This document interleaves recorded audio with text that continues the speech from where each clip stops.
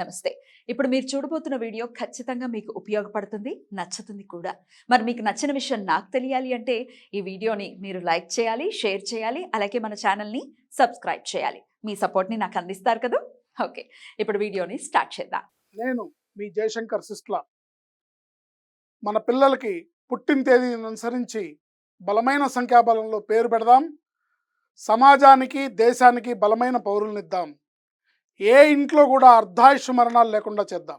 నమస్తే. Welcome to our channel. నేను కుప్పా పద్మిని. ప్రస్తుతంతో పాటు ప్రముఖ ఆధ్యాత్మికవేత్త, ఆస్ట్రోన్యూమరాలజిస్ట్, వేదిక్ వాస్తు స్పెషలిస్ట్, శ్రీ విద్య మరియు హనుమత్ ఉపాసకులు బ్రహ్మశ్రీ డాక్టర్ శివయోగి సిస్లా జయశంకర్ గారు మనతో పాటు ఉన్నారు. మాట్లాడదాం. సార్ నమస్తే సార్. మీరు నవ్వుతున్నారు సార్. ఎగ్జామ్స్ సీజన్ వచ్చేస్తోంది. ఇంకా పండగల సీజన్ లాగా ఎగ్జామ్ సీజన్. కాకపోతే ఈ పరీక్షా సీజన్ డెఫినెట్ గా చాలా చాలా స్ట్రెస్ఫుల్ గా ఉంటుంది. అటు పిల్లలకి, పెద్దవాళ్ళకు కూడా, తల్లిదండ్రులకు కూడా. ఎలా చదువుతారో, ఏం చదువుతారో. సరస్వతి కటాక్షం ఖచ్చితంగా ప్రతి ఒక్క పిల్లవాడి మీద, పిల్ల మీద ఉండాలి.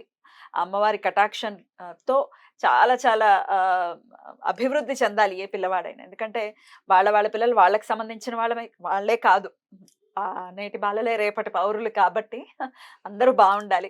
మరి పిల్లల ఎగ్జామ్స్ రీత్యా ఎలా సార్ ఆ స్ట్రెస్ ని హ్యాండిల్ చేయడానికి కావచ్చు, లేకపోతే కొంతమంది పిల్లలు మనం అబ్జర్వ్ చేస్తుంటాం, తల్లిదండ్రులు చెప్తారు బాగా చదువుతాడండి, ఎగ్జామ్ దగ్గర మర్చిపోతాడు. అది స్ట్రెస్ వల్ల పాపం హ్యాండిల్ చేయలేకపోవడం వల్ల అప్పటికప్పుడు చదివినా కూడా ఆబ్వియస్ గా గుర్తుండదు కదా. ఎంతో సాధన ఉంటే తప్ప గుర్తుండేటటువంటి పరిస్థితి ఉండదు. సరే వీటన్నిటిని అడ్రస్ చేయడానికి ఏం చేయాల్సి ఉంటుంది? జనరల్గా ఏమవుతుందంటే వీళ్ళు బాగా కష్టపడి చదువుతారు, కానీ స్ట్రెస్ వల్ల, టెన్షన్ వల్ల, ఆందోళనతో ఏ ఏ క్వశ్చన్స్ వస్తాయో తెలియక, ఎలా రాస్తానో తెలియక, ఈ స్ట్రెస్తోని అక్కడికి వెళ్ళి ఉన్నదంతా మర్చిపోతారు. విద్య రావడానికి సరస్వతి అమ్మవారి అనుగ్రహం కావాలి, no doubt about it. But వీళ్ళల్లో ఆ పరీక్షలనే భయము, ఆ ఫోబియా, టెన్షన్, అవన్నీ పోవాలంటే ఆంజనేయ స్వామి పట్టుకోవాలి. ఆంజనేయ స్వామి పాదాలను ఆశ్రయించి నేను చెప్పే మనం చెప్పే మంత్రం వాళ్ళు స్మరించుకోవడం వల్ల వాళ్ళు చదువుకున్నవన్నీ కూడా కరెక్ట్ టైంకి స్ఫురణకు వస్తాయి. కరెక్ట్గా ఎగ్జామ్ రాసే టైంకి చక్కగా వాళ్ళు చదువుకున్నవే టెన్షన్ లేకుండా, భయం లేకుండా గుర్తుకొస్తాయి. జనరల్గా ఈ పరీక్షలు అంటే ఇప్పుడు ఈ 10th క్లాసు తర్వాత ఇంటర్మీడియట్ అన్ని ఎగ్జామ్స్ ఇప్పుడు అన్నీ స్టార్ట్ అవుతున్నాయి. సో ఈ పరీక్షలు పిల్లలకే కాదు, తల్లిదండ్రులు కూడా పరీక్షలే. వీళ్ళు కూడా మెలుకొని ఉండి కాఫీలు, టీలు పెట్టిస్తూ, గ్రూప్ స్టడీస్ చేస్తూ, ఏంటి ఇలా చేస్తూ పాపం తల్లిదండ్రులు కూడా బాగా స్ట్రెస్లు అవుతూ ఉంటారు. ఏంటి ముఖ్యంగా చూస్తే ఈ బీటెక్ ఈ ఎగ్జామ్స్ ఉన్న తర్వాత ఈ ఎంసెట్ ఇవి రాస్తున్న కాంపిటేటివ్స్, వీటికి బాగా ఇంకా వీళ్ళు 24 hours పుస్తకాల పురుగులాగా అందులోనే పెట్టి ఇంతంత కళ్ళజోళ్ళు చేసినా కూడా పుస్తకాల్లోనే తలలు పెట్టి కష్టపడి చదువుతూ ఉంటారు. బట్ అల్టిమేట్గా ఏంటంటే స్ట్రెస్కి లోనవుతే ఆ ఉన్నా కూడా మర్చిపోతారు. అందుకని దీనికి ఏంటంటే కంటిన్యూగా ఎప్పుడు అన్ని గంటలు చదవకూడదండి. చదువుకోవాలి, కాస్త రిలాక్స్ చేయాలి, కాస్త మళ్ళీ మైండ్ని రిఫ్రెష్ చేయాలి, రీజనరేట్ చేయాలి, చేసి మళ్ళీ చదువుకోవడం మొదలు పెట్టాలి. దీనికి చిన్నప్పుడు ఒక కథ ఉండేది. ఒక అడవిలో కట్టెలు కొట్టేవాడు, ఒకడేమో పొద్దున్న నుంచి సాయంత్రం వరకు ఆగకుండా కట్టెలు కొడుతూ 10 మోపులు కట్టెలు కొడితే, ఒకడేమో మధ్యలో ఆగి ప్రతి గంటకి కాస్త రిలాక్స్ అయ్యి రీజనరేట్ అయ్యి కొట్టిన వాడికి ఇంకో 5 కట్టలు ఎక్కువ వచ్చినాయి. కారణం ఏంటంటే మధ్యలో ఆగినప్పుడల్లా వాడు రీజనరేట్ అయ్యి ప్లస్ గొడ్డల్ని కూడా పదును పెట్టేవాట. అలా ఈ చదువు విషయంలో అది ఇంప్లిమెంట్ చేయాలి. అంతేగాని 24 hours అదే పనిగా చేస్తుంటే తీరా ఏమవుతుందంటే ఈ స్ట్రెస్తోని కరెక్ట్గా ఎగ్జామ్ హాల్లోకి వెళ్ళినాక మీకు సమయానికి వాటిని మర్చిపోయి వాటిని వదిలేసి టెన్షన్ పడి, బాధపడి, ఏడుస్తూ ఇంటికి రావాల్సిన పరిస్థితి ఉంటుంది. సమయానికి గుర్తురావు, కర్ణుడిలాగా అయిపోతాం. ఏంటి పైగా మళ్ళీ ఇంకోటి ఏంటంటే, ఇప్పుడు సపోజ్ ఎగ్జామ్లో ఫెయిల్ అయ్యారనుకోండి, ఏమవుతుంది? జీవితం అంతేనా? ఏమవుతుంది? ఏమీ అవ్వదు. చక్కగా రాసుకోవచ్చు. కానీ ర్యాంకులు రాలేదని, మార్కులు తక్కువ వచ్చినాయని, 1 మార్కులో ఫెయిల్ అయ్యామని సూసైడ్ చేసుకునే వాళ్ళు ఎంతో మంది ఉన్నారు. ఇది చాలా చాలా చాలా తప్పు దోషము, ఆత్మహత్య మహాపాపము, నీకు హక్కు లేదు ఏంటి.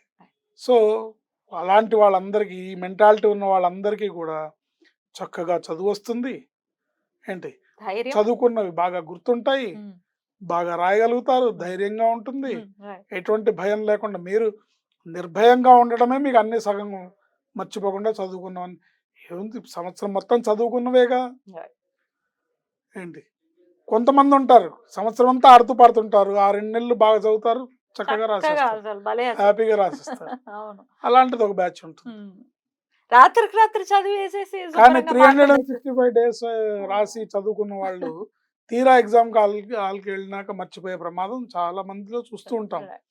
ఇలాంటి వాళ్ళకి ఒక అద్భుతమైన మంత్రం ఏంటంటే, ఓం నమో హనుమతే నమః, బుద్ధిర్బలం యశోధైర్యం నిర్భయత్వమరోగత, అజాడ్యం వాక్పటుత్వం చ హనుమత్ స్మరణాత్ భవేత్, మనోజవం మారుత తుల్యవేగం జితేంద్రియం బుద్ధిమతాం వరిష్టం, వాతాత్మజం వానరయూధ ముఖ్యం శ్రీరామదూతం శిరసా నమామి. ఈ శ్లోకం చదివేటప్పుడు శ్రీరామ దూతం అనేటప్పుడు చాలా జాగ్రత్తగా చదవాలి. అవునా? అంటే కింద ఒత్తు పెడితే అర్థం మారిపోతుంది, దూతం అనకూడదు. శ్రీరామ దూతం శిరసా నమామి. ఓం నమో హనుమతే నమః, ఇది పూర్తి మంత్రం. ఓం నమో హనుమతే నమః, బుద్ధిర్బలం యశోధైర్యం నిర్భయత్వమరోగత, అజాడ్యం వాక్పటుత్వం చ హనుమత్ స్మరణాత్ భవేత్, మనోజవం మారుత తుల్యవేగం జితేంద్రియం బుద్ధిమతాం వరిష్టం, వాతాత్మజం వానరయూధ ముఖ్యం శ్రీరామదూతం శిరసా నమామి. ఓం నమో హనుమతే నమః. ఈ మంత్రం దూత అంటే ఆయన మనిషి అని అర్థం, దూత అంటే ఆయన చంపినవాడని అర్థం. అసలు దారుణమైన అర్థం వచ్చేస్తుంది. ఆంజనేయ స్వామికి మహాకోపం వస్తుంది, మరి తొక్కి తోలు తీస్తాడు. అమ్మ బాబోయ్, జాగ్రత్తగా ఉండాలి, చాలా జాగ్రత్తగా పలకాలి. ఒత్తులు మన వాళ్ళు పలకట్లేదు సార్, ఒత్తులు ఉన్నాయని తెలీదు ఇంకేం పలుకుతాం అంటే ఎక్కడ పలకకూడదు అక్కడ పలుకుతారండి. అవునా? అయ్యో, భారతదేశం భారతదేశం అంటారు, మళ్ళీ నవ్వు వస్తుంది. ఏంటో మరి భార్యాభర్తలు భారతదేశం, ఒత్తులు ఉన్నాయి రా నాయన వాటికి. సో చాలా జాగ్రత్తగా ఈ శ్లోకాన్ని చదువుకుంటే.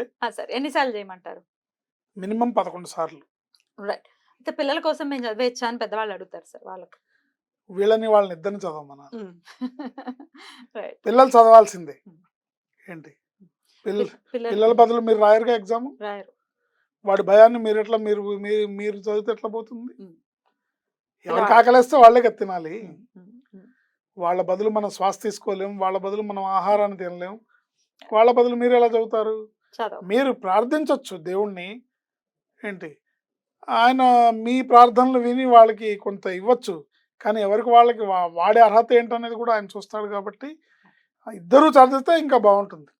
అసలు ఇన్ జనరల్ గా కూడా ఇది ఆఫ్టర్ ఎగ్జామ్స్ కూడా సార్, అసలు చదువుకునే ముందు అసలు చక్కగా ఈ మంత్రాన్ని ఒకసారి మంచి 11 సార్లు అనుకుని మొదలు పెట్టుకుంటే కూడా ఎలా ఉంటుందండి? చాలా బాగుంటుంది. ప్రతిరోజు చదువుకోవాలి. మనం చెప్పే మంత్రాలన్నీ కూడా సందర్భానుసారంగా వీటికి పనిచేస్తాయని చెప్పుకుంటున్నాం, కానీ ఇవన్నీ కూడా నిత్యం మనం చదువుకోవాల్సినవి. బుద్ధిర్బలం, బుద్ధిబలం రోజు కావాలి కదా. యశోధైర్యం వంచ, వాక్పటిమ, హనుమత్ స్మరణాత్ భవేత్, ఆంజనేయ స్వామి స్మరిస్తే ఇవన్నీ ఇస్తారు. అద్భుతం సార్, చాలా చాలా అవసరమైనటువంటి విషయం చాలా చక్కగా ప్రేక్షకులకి అందించినందుకు కృతజ్ఞతలు తెలియజేస్తూ నమస్కారం సార్. ఆయుష్మతి.